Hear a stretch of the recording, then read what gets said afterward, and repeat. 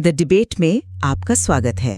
आज हम इतिहास के उस पन्ने को पलट रहे हैं जिस पर लिखे शब्दों ने भारत की आत्मा पर, आप कह सकते हैं, एक अमिट निशान छोड़ा है। नाथूराम गोडसे का अदालत में दिया गया बयान, जो बाद में व्हाई आई किल्ड गांधी किताब के रूप में सामने आया।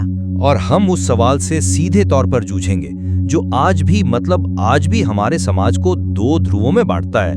क्या महात्मा गांधी की हत्या किसी भी तर्क, किसी भी विचारधारा के आधार पर जायज ठहराई जा सकती है? देखिए, इस चर्चा का आधार केवल और केवल गोडसे के शब्द और उनके तर्क हैं। मैं उस दृष्टिकोण को सामने रखूंगी जिसके अनुसार गोडसे ने ये कदम एक राजनीतिक आवश्यकता के तौर पर उठाया था, जिसे वो राष्ट्र का भविष्य बचाने के लिए जरूरी समझते थे। और मैं इस दृष्टिकोण का खंडन करूंगा। मेरा मानना है कि गांधी की हत्या एक वैचारिक दिवालियेपन का नतीजा थी, एक ऐसा कृत्य जिसने उस राष्ट्र की नींव पर ही प्रहार किया जिसे बचाने का दावा किया जा रहा था। तो फिर शुरू करते हैं इस सवाल से कि नाथूराम गोडसे इस नतीजे तक पहुंचे कैसे। उनका जन्म एक धर्मनिष्ठ ब्राह्मण परिवार में हुआ और उनकी परवरिश में हिंदू धर्म ग्रंथों, संस्कृति और इतिहास का गहरा प्रभाव था। दिलचस्प बात यह है कि उन्होंने गांधी और सावरकर दोनों के विचारों का बहुत गहरा अध्ययन किया, लेकिन अंततः उन्होंने अपना कर्तव्य हिंदुत्व और हिंदुओं की सेवा को माना। उनके लिए भारत के 30 करोड़ हिंदुओं के हितों की रक्षा ही असल में राष्ट्र की सेवा थी। और इसी सोच ने उन्हें हिंदू महासभा और राष्ट्रीय स्वयंसेवक संघ जैसी संस्थाओं के करीब पहुंचाया। और ये सिर्फ कोई बौद्धिक झुकाव नहीं था। उन्होंने हैदराबाद में निजाम के शासन के खिलाफ हिंदुओं के अधिकारों के लिए सत्याग्रह में हिस्सा लिया और 1 साल कारावास में भी बिताया। मैं आपके द्वारा बताई गई इस पृष्ठभूमि को समझता हूँ, लेकिन यहाँ एक बहुत बुनियादी सवाल खड़ा होता है। किसी विचारधारा से प्रभावित होना और उस विचारधारा के नाम पर किसी की जान ले लेना, इन दोनों के बीच एक बहुत बड़ी नैतिक खाई है। आपने कहा उनका मकसद हिंदुओं की सेवा था, पर गोडसे की व्याख्या में क्या हिंदुओं की सेवा का अर्थ अनिवार्य रूप से दूसरे समुदायों, विशेषकर मुसलमानों के प्रति एक स्थायी शत्रुता का भाव रखना नहीं बन गया था? ये तो गांधी के सर्वधर्म समभाव के मूल विचार के ठीक विपरीत है। और जहां तक आरएसएस से उनके जुड़ाव का सवाल है, ये भी तो एक जटिल पहलू है। उनके भाई गोपाल गोडसे ने दावा किया कि नाथूराम आरएसएस के बौद्धिक कार्यवाहक थे, मतलब एक ऐसी भूमिका जिसमें व्यक्ति संगठन की विचारधारा को कार्यकर्ताओं तक पहुंचाता है। लेकिन आरएसएस ने हमेशा इस दावे का खंडन किया है, तो ये इस रिश्ते की अस्पष्टता को दिखाता है। मैं मानती हूँ कि यह रिश्ता जटिल है, पर इसे केवल शत्रुता या नफरत के चश्मे से देखना गोडसे के तर्कों को छोटा करना होगा। उनके लिए ये राष्ट्र के अस्तित्व और उसकी पहचान की लड़ाई थी। उनके सामने 2 रास्ते थे। एक तरफ गांधी की नीतियां, जिन्हें वे बहुसंख्यक समाज को राजनीतिक और मनोवैज्ञानिक रूप से कमजोर करने वाला मानती थी, और दूसरी तरफ राष्ट्र का भविष्य, जिसे वे सुरक्षित करना चाहती थी। चलिए उनके सबसे बड़े और केंद्रीय आरोप पर आते हैं, जिसने उन्हें इस अंतिम कदम के लिए प्रेरित किया: गांधी की तथाकथित अंध मुस्लिम परस्त नीति। गोडसे ने इसके कई उदाहरण दिए। पहला, भाषा का मुद्दा। अच्छा, उनका तर्क था कि गांधी ने शुरू में हिंदी को राष्ट्रभाषा बनाने का समर्थन किया, लेकिन जैसे ही उन्हें मुस्लिम लीग और अन्य मुस्लिम नेताओं का विरोध दिखा, वो हिंदुस्तानी के पैरोकार बन गए। गोडसे के शब्दों में यह एक ऐसी दोगली भाषा थी जिसका न कोई स्पष्ट व्याकरण था, न कोई शब्दावली, और इसे गढ़ने का एकमात्र उद्देश्य मुस्लिम तुष्टीकरण था। आपकी बात में वजन है, लेकिन क्या हम इसे दूसरे दृष्टिकोण से देख सकते हैं? क्या हिंदुस्तानी का विचार वास्तव में किसी एक भाषा को दबाने या तुष्टीकरण के लिए था, या ये उस बिखरते हुए देश में संवाद का एक पुल बनाने की एक आखिरी कोशिश थी? एक ऐसी भाषा जिसमें हिंदी और उर्दू दोनों के शब्दों, जो उत्तर भारत में आम लोगों द्वारा बोली और समझी जाती थी। गांधी का पूरा राजनीतिक जीवन हिंदू मुस्लिम एकता पर आधारित था, क्योंकि वे मानते थे कि इसी एकता के बल पर अंग्रेजों को हराया जा सकता है। तो क्या ये तुष्टीकरण था या राष्ट्र निर्माण की एक जटिल और शायद आदर्शवादी कोशिश? पर ये कोशिश किस कीमत पर? राष्ट्र की अस्मिता की कीमत पर। और ये सिर्फ भाषा तक सीमित नहीं था। गोडसे का सबसे सनसनीखेज आरोप पाकिस्तान को 55 करोड़ रुपए के भुगतान से जुड़ा है। स्वतंत्रता के समय ये तय हुआ था कि भारत पाकिस्तान को 75 करोड़ रुपए देगा, जिसमें से 20 करोड़ पहले ही दिए जा चुके थे। बाकी 55 करोड़ की किश्त रोक दी गई क्योंकि पाकिस्तान ने कश्मीर पर कबायलियों के भेष में अपनी सेना से हमला कर दिया था। भारत सरकार का तर्क सीधा था कि हम अपने ही खिलाफ लड़े जा रहे युद्ध के लिए पैसा क्यों दें। लेकिन गांधी ने 13 जनवरी 1948 को इसी भुगतान के लिए आमरण अनशन की घोषणा कर दी। ये सिर्फ 55 करोड़ का सवाल नहीं था, ये एक सिद्धांत का सवाल था। क्या एक नवजात राष्ट्र का पहला कर्तव्य अपनी सीमाओं और अपने सैनिकों की रक्षा करना है, या एक अमूर्त नैतिक सिद्धांत के लिए अपने दुश्मन को आर्थिक मदद देना? गोडसे के लिए गांधी राष्ट्र राज्य की इस पहली और सबसे बड़ी जिम्मेदारी को नजरअंदाज कर रहे थे। मैं इस तर्क की गंभीरता को समझता हूं, लेकिन इसमें एक बहुत जरूरी पहलू छूट रहा है। उस समय के माहौल को समझना भी तो जरूरी है।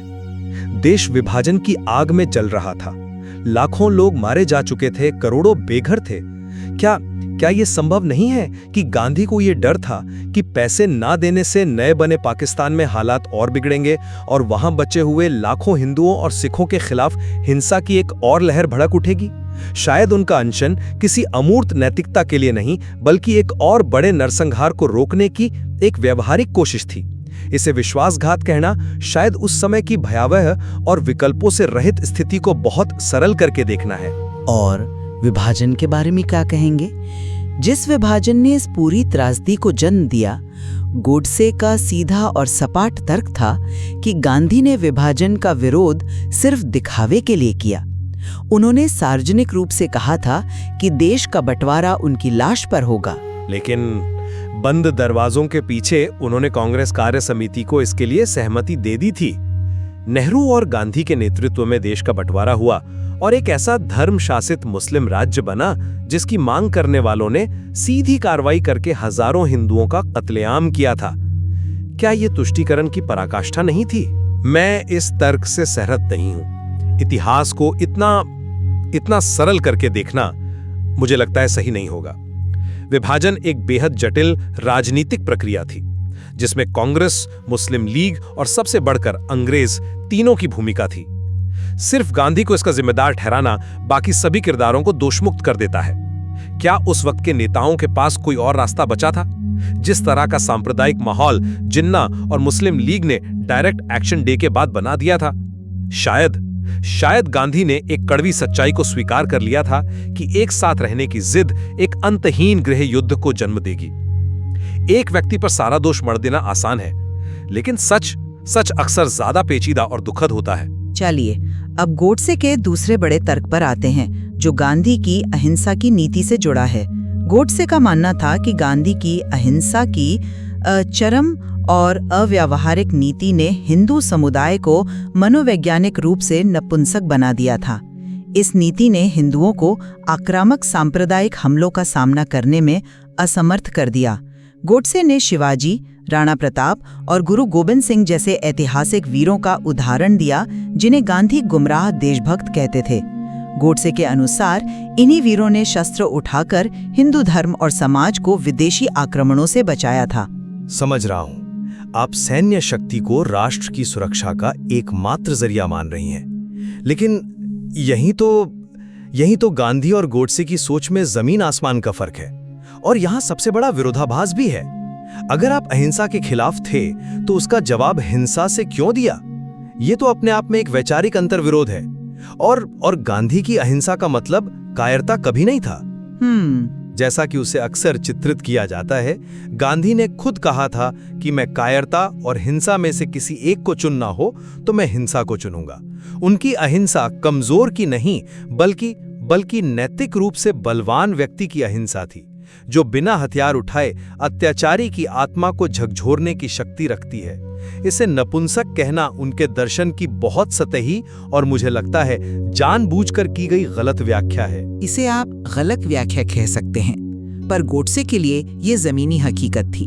उनका तर्क था कि गांधी की नीतियां हिंदुओं के आत्मसम्मान को कुचल रही थीं। उन्होंने लिखा कि गांधी ने सार्वजनिक सभाओं में शिवा बवानी जैसी वीर रस की कविताओं के पाठ पर भी आपत्ति जताई थी, क्योंकि इससे मुसलमानों की भावनाएं आहत हो सकती थीं। इसके ठीक विपरीत हिंदू महासभा ने द्वितीय विश्व युद्ध के दौरान हिंदुओं के सैन्यीकरण की नीति का प्रचार किया, जिससे लाखों हिंदुओं को ब्रिटिश सेना में भर्ती होकर सैन्य प्रशिक्षण मिला। गोडसे का दृढ़ विश्वास था कि स्वतंत्रता के बाद कश्मीर और हैदराबाद में भारत की रक्षा गांधी की अहिंसा ने नहीं, बल्कि इसी सैन्य प्रशिक्षित पीढ़ी ने की थी। एक मिनट, आप हिंदुओं के सैन्यकरण की बात कर रही हैं, लेकिन क्या ये नीति अपने आप में देश को गृहयुद्ध की तरफ नहीं धकेल रही थी? क्या ये उसी सांप्रदायिक आग में घी डालने जैसा नहीं था जिसे गांधी बुझाने की कोशिश कर रहे थे? आप इसे रक्षा कह रही हैं, पर क्या ये आक्रामकता की तैयारी नहीं थी? और चलिए एक पल के लिए गोडसे के तर्क को मान भी लें, तो उनकी हिंसा का तत्काल नतीजा क्या हुआ? गांधी की हत्या के तुरंत बाद महाराष्ट्र में, खासकर पुणे, सतारा और कोल्हापुर में ब्राह्मणों के खिलाफ भयानक हिंसा भड़की। हजारों घर, दुकानें जला दी गईं, कई लोगों की जानें गईं। क्या इस हिंसा ने देश को मजबूत किया या और भी ज्यादा कमजोर और विभाजित कर दिया? अब मुकदमे और गोडसे के अंतिम बयान पर आते हैं। 30 जनवरी 1948 को सैकड़ों लोगों की भीड़ के सामने गोली मारने के बाद गोडसे ने भागने की कोई कोशिश नहीं की। उन्होंने हथियार डालकर खुद को पुलिस के हवाले कर दिया। अदालत में उनका बयान दृढ़ता से भरा था। मैंने जो किया है उसकी पूरी जिम्मेदारी लेता हूँ। उन्होंने किसी भी तरह की दया की अपील करने से साफ इनकार कर दिया। उनका मानना था कि उनका कृत्य व्यक्तिगत नहीं बल्कि राजनीतिक था और वे इसके परिणाम भुगतने के लिए तैयार थे। उन्होंने कहा, मुझे कोई संदेह नहीं है कि इतिहास के ईमानदार लेखक भविष्य में किसी दिन मेरे इस कार्य का मूल्यांकन करेंगे और इसका सही मूल्य आंकेंगे।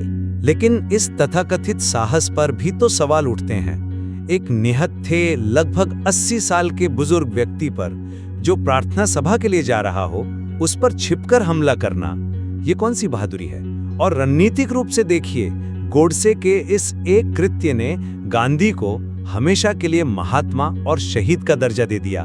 इसने हिंदू राष्ट्रवादी आंदोलन को दशकों के लिए राजनीतिक रूप से अछूत बना दिया। क्या गोडसे ने अपने ही उद्देश्य को सबसे गहरा और स्थायी नुकसान नहीं पहुंचाया? लेकिन उन्होंने अपने कृत्य पर कभी पश्चाताप नहीं किया। उनकी अंतिम इच्छा भी इसी बात का प्रमाण है। उन्होंने अपनी वसीयत में लिखा, मेरी अस्थियों के कुछ हिस्से को तब तक संभाल कर रखा जाए और उन्हें पवित्र सिंधु नदी में तभी विसर्जित किया जाए जब वो फिर से अखंड भारत के झंडे के नीचे स्वतंत्र रूप से बहें। ये उनकी विचारधारा के प्रति उनकी अटूट निष्ठा को दिखाता है। और ये भी याद रखना जरूरी है कि इसी मामले में वीर सावरकर, जिन्हें गोडसे अपना गुरु मानते थे, सबूतों के अभाव में बरी हो गए थे।